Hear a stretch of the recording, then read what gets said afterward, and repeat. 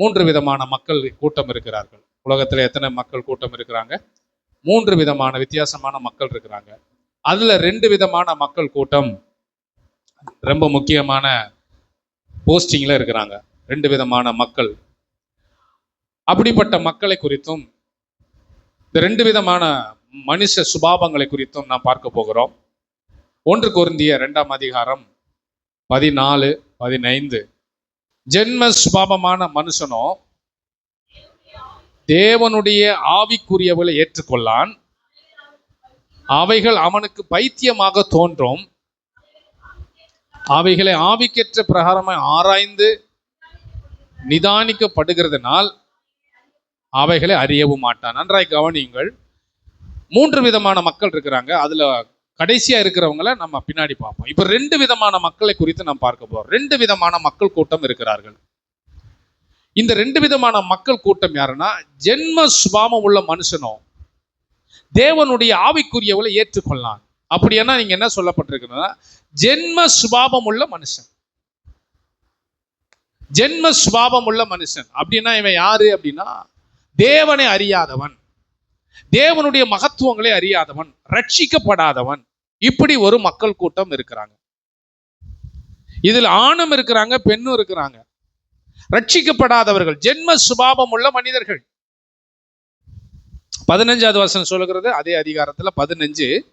ஆவிக்குரியவன் எல்லாவற்றையும் ஆராய்ந்து நிதானிக்கிறான். ஆனாலும் அவன் மற்றொருவனாலும் ஆராய்ந்து நிதானிக்கப்படும். நன்றாக கவனிங்க. ஜென்ம சுபாவம் உள்ள மனிதன், இன்னொன்னு ஆவிக்குரியவன். 2 மக்கள். இந்த ஜென்ம சுபாவம் உள்ள மனுஷன், ஆண் பெண் இருபாலரும் இருக்கிறார்கள். இவர்களுடைய குணாதிசயங்கள் எப்படிப்பட்டதா இருக்கிறது? மறுபிறப்பு அடையாத மனிதர்களை குறிக்கிறது. அதாவது ஒருவன் தன் இயற்கை சுபாவத்தாலே நடத்தப்படுவது. இவன் தான் ஜென்ம சுபாவம், மாம்சத்துக்குரிய மனுஷன். மாம்சத்துக்குரியவர்களே சிந்திக்கிறான், மாம்சத்துக்குரியவர்களே பேசுகிறான். எதை சின்ன விஷயம் சொன்னாலும் அதுல குறை கண்டுபிடிக்கிறதுக்குனே இருக்கிறான். இவன் தான் ஜென்ம சுபாவம் உள்ள மனுஷன். குற்றப்படுத்துகிறவன், குறை சொல்லுகிறவன், எதை பண்ணாலும் குற்றமாக கண்டுபிடிக்கும். 2 பேதுரு 2ஆம் அதிகாரம் 10வது வசனத்தை நம்ம வாசிக்கலாம். அசுத்த இச்சையோடு மாம்சத்துக்கு ஏற்றபடி நடந்து கர்த்தத்துவத்தை அசட்டை பண்ணுகிறவர்கள் அப்படி செய்வார். இவர்கள் துணிகரக்காரர், அகங்காரிகள். நல்லா கவனிங்க. ஜென்ம சுபாவம் உள்ள மனுஷனை எப்படி கண்டுபிடிக்கலாம்? ஜென்ம சுபாவம் உள்ள ஒரு மனுஷி, ஒரு பிரதர் அண்ட் சிஸ்டர், இவங்களை எப்படி கண்டுபிடிக்கலாம் அப்படின்னா, இங்க சொல்லப்பட்டிருக்கிறது விசேஷமாக அவங்ககிட்ட ஒரு விசேஷம், ஸ்பெஷல் இருக்கும். இந்த ஜென்ம சுபாவம் உள்ள மனுஷனை நம்ம ஈஸியா கண்டுபிடிச்சிடலாம்.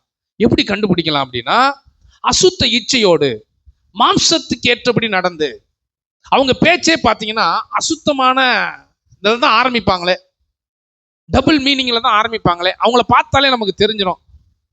அசுத்த இச்சையோடு பேசக்கூடியவர்கள். நீங்களாம் அதெல்லாம் கண்டுபிடிக்கணும். அவங்க என்ன பேசுறாங்க, என்ன விதமா அவங்க நம்ம கிட்ட பேச வர்றாங்க. இவன் மாம்சத்துக்குரியவன். மாம்சத்துக்குரியவன் அப்படிதான் பேசுவான். ஆனா ஸ்பிரிச்சுவலா இருக்கிறவன் அப்படி பேச மாட்டான். தேவனை அறிஞ்சவன் அப்படி பேச மாட்டான். ரட்சிக்கப்பட்டவன் அப்படி பேச மாட்டான். பேசுனா எப்படி பேசுவான்? முத எடுத்த உடனே, தம்பி சோதரன் தம்பி எப்படி பாருக்கிற, நல்லா இருக்கியா, அப்படிதான் கேட்போம். ஆனா இந்த மாம்சத்துக்குரியவன் எப்படி பேசுவானா, எடுத்த உடனே எப்படி பேசுவானா, டபுளா பேசுவான். அசுத்த இச்சையோடு மாம்சத்துக்கு ஏற்றபடி நடந்து கர்த்தத்துவத்தை அசட்டை பண்ணுவான். கர்த்தரை மதிக்க மாட்டான். அடவர்றா கர்த்தர் இருக்காரு அப்படின்னுவான். அடுத்து இவர்கள் துணிகரக்காரர். துணிகரமா எதையும் செய்வார்கள். இந்த மாம்சத்துக்குரியவர்கள் எப்படிப்பட்டவங்களா இருப்பாங்க? துணிகரமா எதையும் செய்வாங்க. வந்தது வரட்டும், நான் பார்த்துக்கிறேன் அப்படின்னு இறங்கிடுவாங்க. அகங்காரிகள். அகங்காரிகள்லாம் தெரியுதா?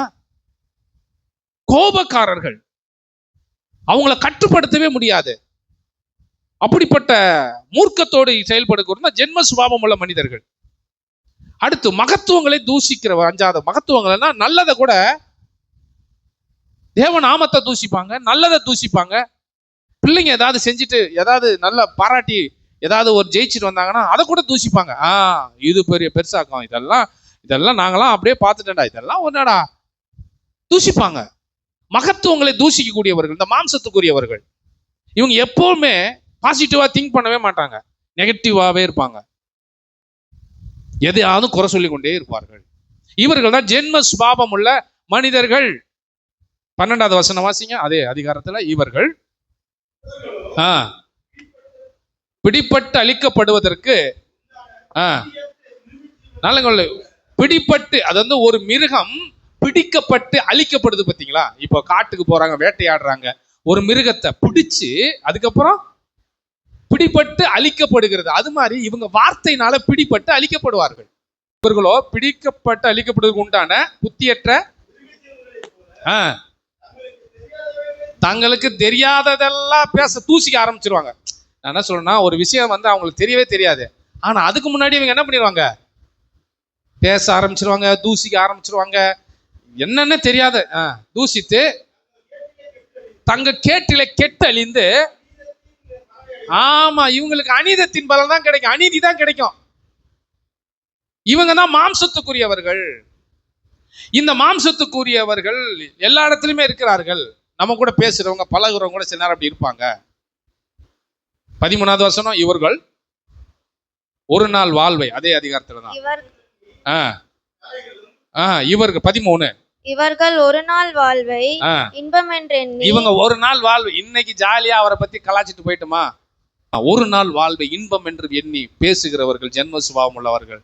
ஆனா ஆவிக்குரிய என்ன தெரியும் பண்ணா, இப்படி பேசக்கூடாது, இந்த லைஃப் கடைசி வரையும் போனோம், இவங்க கூட ரிலேஷன்ஷிப் கடைசி வரையும் இருக்கணும், நம்ம அப்படி பேசக்கூடாது, சில குறைபாடு இருந்தா கூட எப்போ கேட்கணுமோ அப்பதான் கேட்கணும், எப்போ கேட்கக்கூடாது அப்போ கேட்கக்கூடாது, எனக்கே கேட்கணும்னு தோணா கூட ஜெபம் பண்ணி பார்க்கணும், ஆண்டவரே நான் போய் பேசவா இதை பத்தி, ஆண்டவர் சொல்ல கொஞ்சம் அமைதியாயிரு, அதுவே சரியாயிரும். ஆனா ஆவிக்குரியவன் அப்படி கிடையாது. ஆவிக்குரியவன் அதெல்லாம் பெருசா நினைக்க மாட்டான். அப்படிப்பட்ட ஆசை இச்சைகள் வந்தா கூட இயேசு நாமத்துல போ அப்படின்றான். இவன் ஆவிக்குரியவன். ஜென்ம சுபாவம் மனுஷன் விபச்சார மயக்கத்தினால் நிறைந்தவன்களும், அப்புறம் பாவத்தை விட்டு ஓட மாட்டான். பாவம் வந்துச்சுன்னா கப்புன்னு பிடிச்சிக்கிடுவான். ஏதாவது ஒரு வாய்ப்பு கிடைக்குமா தானே அவன் தெரியுறான், ஏதாவது தப்பு பண்றதுக்கு ஒரு வாய்ப்பு கிடைக்குமா தான் தெரியுறான். பாவத்தை விட்டு ஓயாதவர்களுமாய் இருக்கிறார், கண்களை உடையவர்கள். பாவம் எங்க செய்யலாம், என்ன பண்ணலாம், அப்படியே அதை கண்களை உடையவர், அதை பார்த்து கொண்டே இருக்க ஜென்ம சுபாவம் உள்ள மனுஷன். நான் சொன்ன 2 விதமான மக்கள், ஒன்று மாம்சத்துக்குரியவன், என்ன ஆவிக்குரியவன். மாம்சத்துக்குரிய எப்படி எல்லாம் யோசிக்கிறான் பாருங்க. இதையாம் பாச எங்களுக்கு சொல்றீங்கன்னு நீங்க கேட்கக்கூடாது. ஒருவேளை நமக்குள்ள இந்த மாதிரிலாம் ஏதாவது இருந்ததுன்னா மாத்திட்டு வந்துடணும்னு நான் சொல்றதுக்காக பிரசங்கம் பண்ணிட்டு இருக்கேன். அல்லேலூயா. ஒருவேளை எங்களுக்கெல்லாம் நாங்க 100% பர்ஃபெக்ட் அப்படின்னா, அப்படி மற்றவங்க இருக்கிறாங்க, கொஞ்சம் கவனமா இருங்கன்னு அர்த்தம். 2க்குமே நான் பேசுறேன் உங்களுக்கு. ஓகே, அடுத்து மாச்சிங்க. உறுதி இல்லாத ஆத்துமாக்களை தந்திரமாய், நல்லா கவனிங்க, உறுதி இல்லாத ஆத்துமாக்களை தந்திரமாய் பிடித்து பாவம் செய்ய வைக்கக்கூடியவர்கள் இந்த மாம்சத்துக்குரியவர்கள். சில உறுதி இல்லாம இருப்பேன், எந்த கெட்ட பழக்கம் இல்லாம பிள்ளைங்க நல்லா இருப்பாங்க பாத்தீங்களா, சர்ச்சுக்கும் வரமாட்டாங்க, ஆண்டவரை அறிஞ்சிருக்க மாட்டாங்க, ஆனா நல்ல பசங்க நல்ல பிள்ளைகள் இருக்காங்க. இவங்களை என்ன பண்ணுவான்னா, இந்த ஜென்ம சுபாவம் உள்ள மனுஷன் போய் பேசி நைஸா, வாடா ஒரு இடத்துக்கு போவோம், இன்னைக்கு ஒரு நாள் கட்டடி, ஒன்றும் பிரச்சனை இல்லை, கட்டடிச்சுட்டு ஜாலியாக போகலாம், அங்கே போகலாம் இங்கே போகலாம், நமக்கு தான் லோக்கல் ட்ரெயின் வசதி நல்லா இருக்குது, ஏறி உக்காந்தோம்னா யாருக்கு ஒன்றும் தெரியாது, நம்ம மாட்டுக்கு போகலாம், அப்புறம் திரும்பி வரலாம், யாருக்கு தெரிய போகுது. உறுதி இல்லாத ஆத்துமாக்களை. சில பிள்ளைங்க உறுதியா இருக்க மாட்டாங்க பாருங்க, ஸ்ட்ராங்கா இருக்க மாட்டாங்க, எதிர்த்து பேச மாட்டாங்க. இவங்க நாணலை போல எல்லாத்துக்கும் வளைஞ்சு குடிச்சு போறக்கூடிய ஆண் பிள்ளைங்களும் இருக்காங்க, பெண் பிள்ளைங்களும் இருக்கிறாங்க.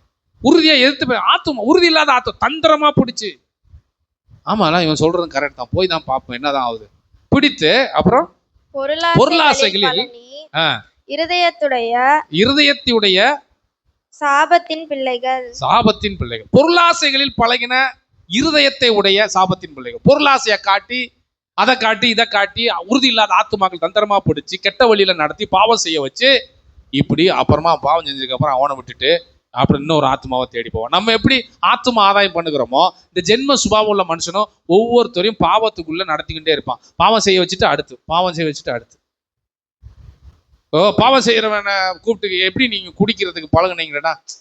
ஒரு டைம் எங்க மாமா பையன் வந்தான் சார், சும்மா கூப்பிட்டு போனான், வா மச்சான் போயிட்டு வரலாம் அப்படின்னு கூப்பிட்டான். போன கூட ஒரு சின்னதா பழகி விட்டான், விடவே முடியல சார். அவனை போய் கேட்டான், ஏன்னா நான் தான் சொன்னேன், உனக்கு எங்கடா அறிவு போச்சுன்றான். அவன் பழகி விட்டவன். இவன் தான் ஜென்ம சுபாவம் உள்ள மனுஷன்.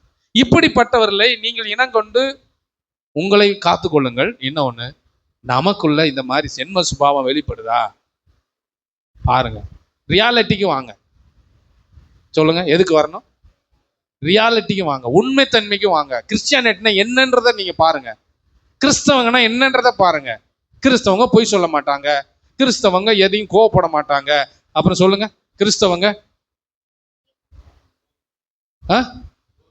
துரோகம் பண்ண மாட்டாங்க, அசுத்த பேச்ச பேச மாட்டாங்க. இது ரியாலிட்டி. இது இருக்குதா? இது இருக்குதா? இருந்துச்சுன்னா தோத்துறோம். இல்லாட்டி ஐயா இதெல்லாம் இல்லையா, கொடுங்கய்யா. ஒரு பெரிய வீட்டை சொல்ற, ஒரு பெரிய வீட்டுல என்னென்ன பாத்திரங்கள் இருக்கிறது? என்னென்ன பாத்திரங்கள் இருக்கிறது? 2 தீமோத்தேயு 2ஆம் அதிகாரம் 20வது வசனத்திலிருந்து, ஒரு பெரிய வீட்டில நல்லா பொன்னும் வெள்ளியுமான பாத்திரங்களும் அல்லாமல் மரமும் மண்ணுமான பாத்திரங்களும் உண்டு, அவைகள் சில கணத்திற்கும் சில கனவினத்திற்கும் உரியவைகள் அப்படின்னு சொல்லப்பட்டிருக்கிறது. நல்லா கவனிங்க. ஒரு பெரிய வீடு இருக்கு, ஒரு பெரிய வீடு இருக்கு. அந்த வீட்டுல தங்கமான தட்டு, தங்கமான பாத்திரம் இருக்கு, வெள்ளி பாத்திரம் இருக்கு, மரம் பாத்திரம் இருக்கு, மண்ணு பாத்திரம் இருக்கு. நல்லா கவனிங்க. இதெல்லாம் எதை குறிக்குது? இது சபைக்குள்ள எடுத்துக்கோங்க. நம்ம சபைக்குள்ள பொண்ணு நல்லா படிச்சவங்களும் இருக்கிறாங்க, வெள்ளி அதுக்கு கொஞ்சம் கீழே இருக்கிற அந்தஸ்துல உள்ளவங்க இருக்கிறாங்க, மரம் ஒண்ணுமே தெரியாதவங்களும் இருக்கிறாங்க, மண்ணு சொத்தம் ஒண்ணுங்க தெரியாதவங்களும் இருக்காங்க. இப்படி கேட்டகரியில இருக்கிறோம். எப்படி இருந்தாலும் உலகம் ஜென்ம சுபாவமுள்ள மனுஷன் எதை விரும்புவான் அப்படின்னா தங்கத்தை தான் விரும்புவான். அப்படிதானே? ஜென்ம சுபாவமுள்ள மனுஷன் எதை பார்ப்பான்? தங்கத்தை தான் பார்ப்பான். ஆனா ஆண்டவர் இங்க என்ன சொல்ல விரும்புறாருன்னா, நீ தங்கமா வெள்ளியா மரமா மண்ணான்னா நான் பார்க்கல, நீ சுத்தமா இருக்கிறியான்னு தான் பார்க்கிறாரு. நீ சுத்தமா இருந்துட்டனா, ரியாலிட்டியா உண்மை தன்மைக்குள்ள வந்துட்ட அப்படின்னா, நீ மண்ணா இருந்தா கூட அந்த மண் பாத்திரம் சுத்தமா இருந்தா எஜமான் கையில எடுத்துட்டாருன்னா அது பயன்படுத்தும். நீ தங்கமா இரு, நீ படிச்சிரு, நல்லா சம்பாரி, நல்லா இரு. ஆனா நீ அசுத்தத்துல இருந்தனா எஜமான் பார்த்தா நீ தங்கமா இருந்தா கூட எடுக்க முடியாது. ஏன்னா அதை தன்னை சுத்திகரித்துக் கொள்ளல, அது அசுத்தத்திலே இருக்கு, எடுத்து யூஸ் பண்ண முடியாது, ஊழியத்துல பயன்படுத்த முடியாது, ஊழியத்துல பயன்படுத்த முடியாது, கிரியை நடக்காது. நான் மண்ணா இருக்கிறேன், எனக்கு அவ்வளவு வசதி இல்லை, வாய்ப்பு இல்லை, நான் சரியா படிக்கல, நான் மண்ணு. ஆனா நான் தேவனுக்கு முன்பாக ரியாலிட்டியா உண்மையா இருந்தேன் அப்படின்னா என்னதான் அவர் எடுப்பாரு.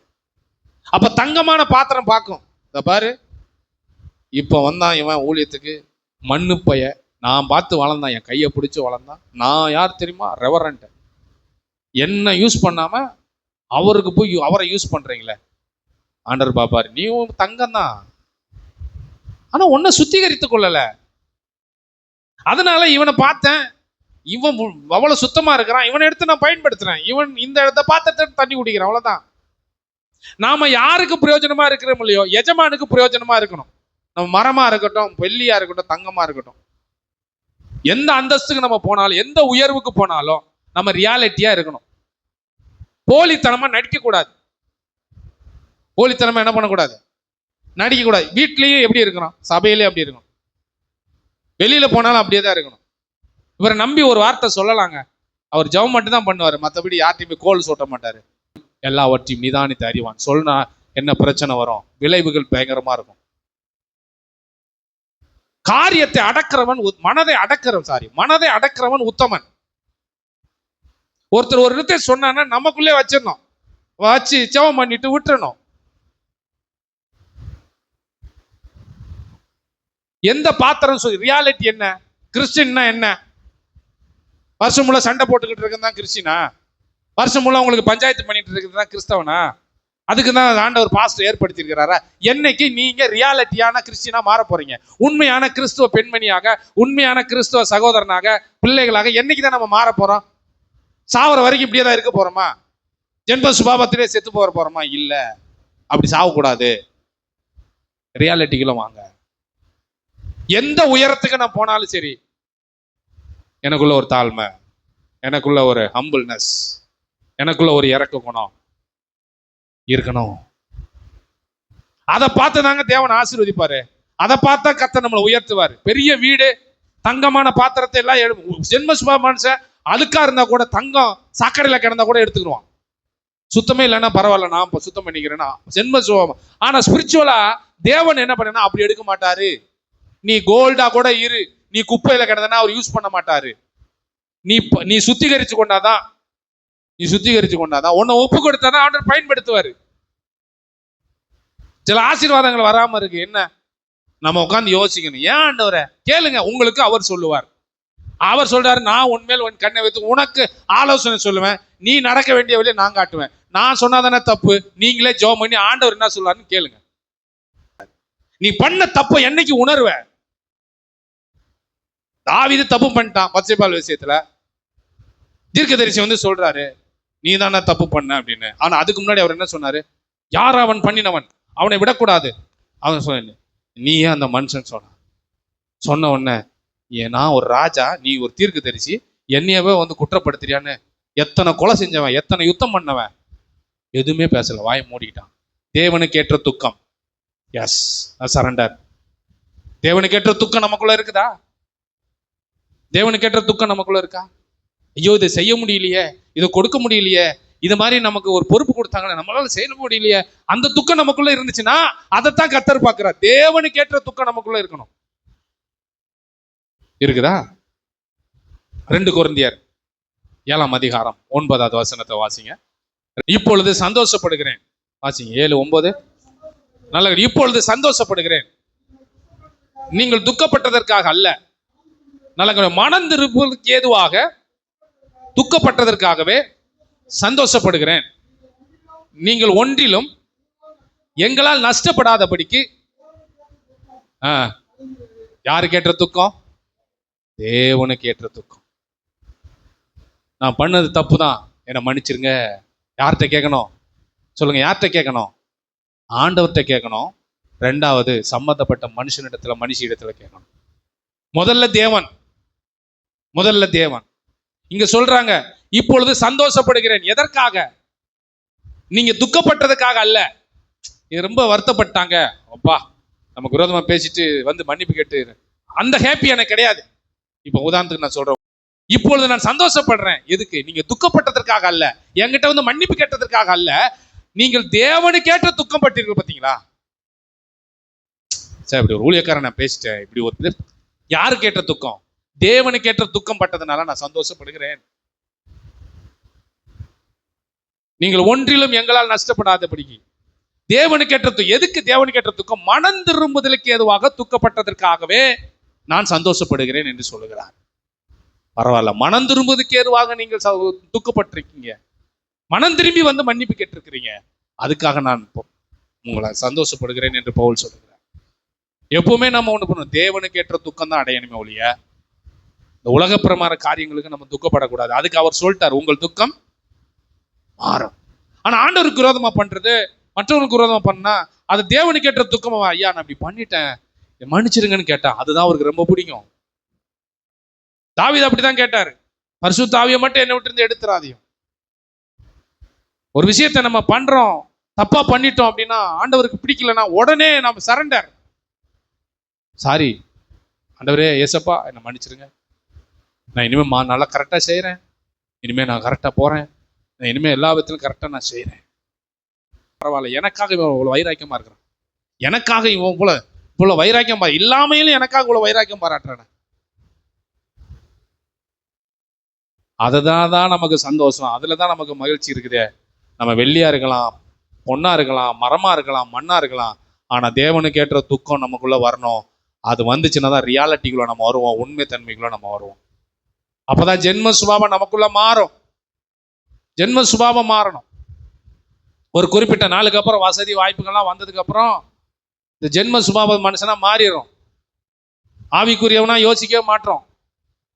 இதெல்லாம் விட்டு சுத்திகரித்து கொண்ட பாத்திரம் எஜமான் கையில எடுத்துட்டாருன்னா போதும், உங்களை யாருமே தடுத்தே நிறுத்தவே முடியாது, முடியவே முடியாது. தேவன் மட்டும் நமக்கு அவர் கையில நம்மளை எடுத்து பயன்படுத்த ஆரம்பிச்சிட்டாருன்னா நீங்க வேணா பாருங்க, அது 4 பக்கமும் ஆசீர்வாதங்களை தேவன் கொட்டிக்கொண்டே இருப்பா. எப்போ? தேவனுக்கேற்ற துக்கம். ஒரு தப்பு பண்ணிட்டோன்னா உணர்வு வரணும்.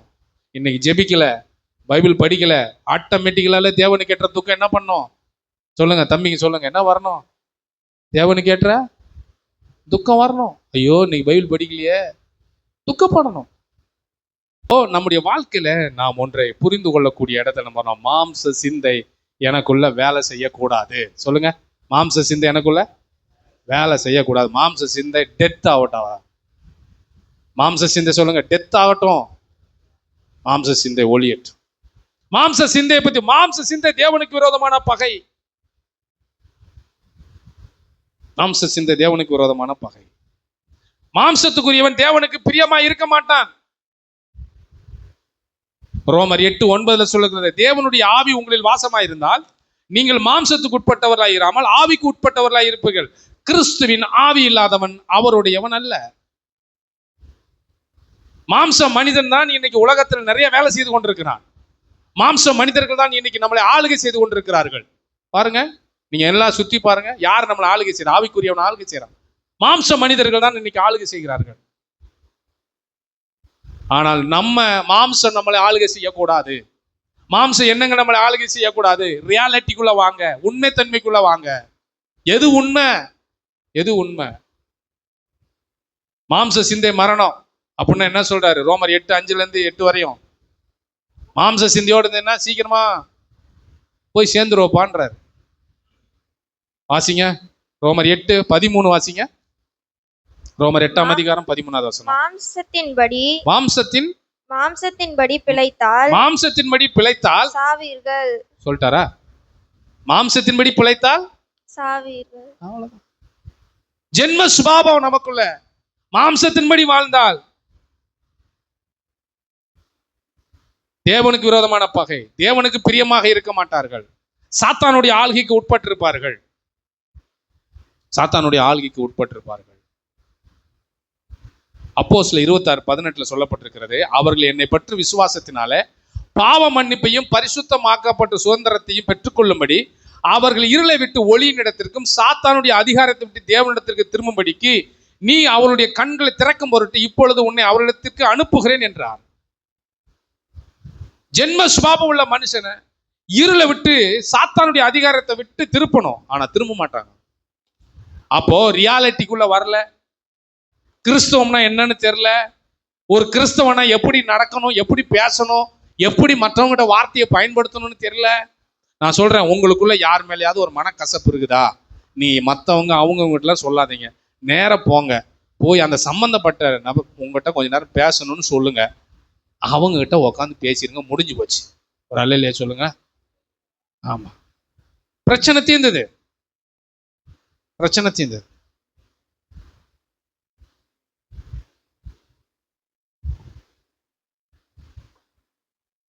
இதை விட்டுட்டு ஜென்ம சுபாவம் உள்ள மனுஷனை போல அங்கே சொல்லிக் கொண்டே இருக்கக்கூடாது.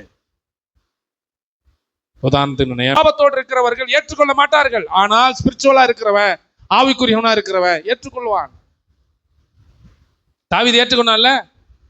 எவ்வளவு பெரிய தப்பு பண்ணா, அவ்வளவு தப்பு பண்ணவனா தீர்க்கதரிசி போய் சொல்றாருல, சொன்னவனா அமைதியாயிட்டாரு. 2 கொரிந்தியர் 4:4 சொல்லக்கூடிய தேவனுடைய சாயலா இருக்கிற கிறிஸ்துவின் மகிமையான சுவிசேஷத்தின் ஒளி அவிவிசுவாசிகள் அவர்களுக்கு பிரகாசமா இராதபடிக்கு இப்பிரபஞ்சத்தின் தேவனானால் அவருடைய மனதை குருடாக்கினான். நிஜம் கவனிங்க, ஜென்ம சுபாவம் உள்ள மனுஷன் கண்கள் குருடாக்கப்பட்டிருக்கிறது. இப்பிரபஞ்சத்தின் பிசாசு அங்க மனசை குருடாக்கி வச்சிருக்கிறான். அதனாலதான் தப்பு பண்றவன் பண்ணிட்டே இருக்கிறான், பொய் சொல்றவன் சொல்லிட்டே இருக்கிறான், கோல் மூட்டுறவன் கோல் மூட்டிட்டே இருக்கிறான், சண்டை இழுத்துறவன் சண்டை இழுத்து விட்டுட்டே இருக்கிறான். ஜென்ம சுபாவம் மாறல, மன குருடாக்கப்பட்டிருக்கிறது. நாம இந்த வசனத்தை கேட்கிறோம். நாம என்னைக்கு ரியாலிட்டிக்குள்ள வரப்போறோம், உண்மை தன்மைக்குள்ள வரப்போறோம். ஆண்டவரே, இனிமே எல்லாத்தையும் நான் விட்டுட்டு என்ன மாத்துறதுக்கு தான் நான் வேலை செய்ய போறேன். நான் புரிஞ்சுக்கிட்டேன், என்ன மாத்துறதுக்கு நான் வேலை செய்ய போறேன். நான் என்ன மாத்திக்க போறேன். நீ மாறு நீ மாறு நீ மாறு நீ மாறுன்னு சொல்றதை விட நான் மாற போறேன். சொல்லுங்க, நான் சத்தம் கேட்கலையே. அவ்வளவுதான். இதை போய் நீங்க செஞ்சு பாருங்க, வாழ்க்கை ஜம்முன்னு இருக்கும். திருமணம் என்பது ஒரு கசப்பு கிடையாது. திருமணம் என்பது அவ்வளவு இனிமையானது. என்கிட்ட ஒரு பண்ணுவார், எவ்வளவு முரட்டாட்டமான பவுல், எவ்வளவு முரட்டாட்டமான பவுல் சபையை துன்பப்படுத்தி கொண்டிருக்கிறான். யார் அவனை தடுத்து நிறுத்த முடியல. தமஸ்கு போகும்போது வந்தாரு, கரண்ட் ஷாக் போல அடிச்சு கீழே விழுந்தான். கண்ணே தெரிச்சிருச்சு, கண்ணு தெரியல. தேடவரான், அப்படி தடவை வைப்பாரு. தடவை வச்சு யாராவது எனக்கு எதாவது பண்ண மாட்டேன், இது தடவிக்கிட்டே போ, அங்க ஒருத்தர் இருக்கு அனனியான், அவங்ககிட்ட போ ஜெபம் பண்ணு. எப்பேற்பட்ட மனுஷனை எங்க அப்பாவால மாத்த முடியும்? அல்லேலூயா. எங்க அப்பாவே மாத்தினாருங்க ஏசப்பா, எங்க அப்பாவை மாத்தினாரு ஏசப்பா. ஏன் மற்றவங்கள மாத்த மாட்டாரா? மற்றவங்கள மாட்ட மாட்டாரா? அதனால ஜென்ம சுபாவம் உள்ள மனுஷனை நம்ம பேசக்கூடாது. ஆவிக்குரியவனா பேசணும், ஆவிக்குரியவனா பேசணும், ஆவிக்குரியவனா பேசணும். பேசுறது கொஞ்சம் கஷ்டம்தான், பேசி பாருங்க. அதுதான் விதை, அதுதான் சீடு, அது முளைக்கும், அது முளைக்கும். நான் ஒன்று விட்டு போயிடுறேன், மாற்ற முடியாதுன்னு எங்கேயாவது ஒரு வசனம் சொல்லி எனக்கு எடுத்து காமிங்க. இந்த பிரச்சனையை மாற்ற முடியாது, இந்த பிரச்சனை தான் மாற்றுவாரு, எங்கேயாவது ஒரு வசனம் காமிச்சிருங்க. தேவன் எல்லாத்தையும் மாற்றுவார். ஆனால் கொஞ்சம் நாள் எடுக்கிற மாதிரி இருக்கும். நாள் எடுத்தாலும் ரிசல்ட் பயங்கரமா இருக்கும். அல்லேலூயா. ரிசல்ட் பயங்கரமா இருக்கும்.